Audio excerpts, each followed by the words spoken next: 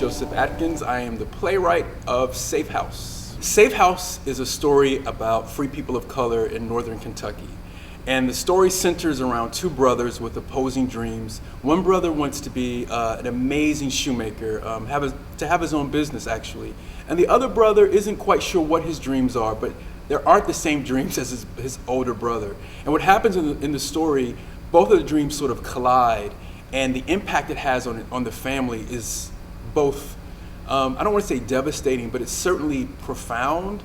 And it certainly forces the characters in the story to make big decisions around loyalty, around economic future, and also around their affinity to the black community that live around them, who are mostly enslaved.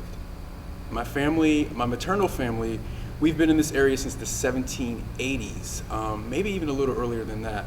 And so maybe about 10, 12 years ago, I started doing genealogical research on my family's history and discovered that they kept going back every decade prior to emancipation. So actually I tracked them down in northern Kentucky, southern Ohio, in the 1780s, I think it was 1782. And so because of that just amazing treasure that I discovered, these stories and characters started popping in my head, and I just knew I had to tell a story about my family's history. Shoes and boots gotta run through our veins like blood. We need to eat, sleep, dream. Shoes. No fugitives. Liberia. Nothing. It is a pretty amazing thing to have your play come to life on stage. One, often playwrights write and they never think anything's going to happen as far as production. Certainly readings and workshops, but productions is a whole nother animal. So to actually have my play embodied by actors who are amazing, a director who has an incredible vision, and then of course a theater company that has so many resources that actually the play is much more alive than I ever thought it could be. I never thought it could be this amazing. So it's pretty much the best thing ever. Cincinnati audiences are in for a treat because this play is centered around the Cincinnati area. It sort of happens maybe 20 miles south of here.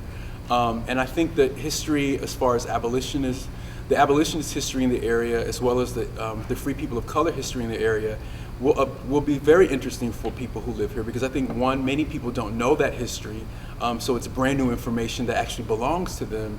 And secondly, it's just a great story about family and who turns their nose to family. So I hope that audiences, after seeing and witnessing Safe House, I hope that they have a better understanding of our collective history. We often feel like if it doesn't look like us or sound like us, it doesn't belong to us. And I'm hoping that Safe House actually gives people license to take ownership of every person's history, no matter who they are and what walk of life they come from.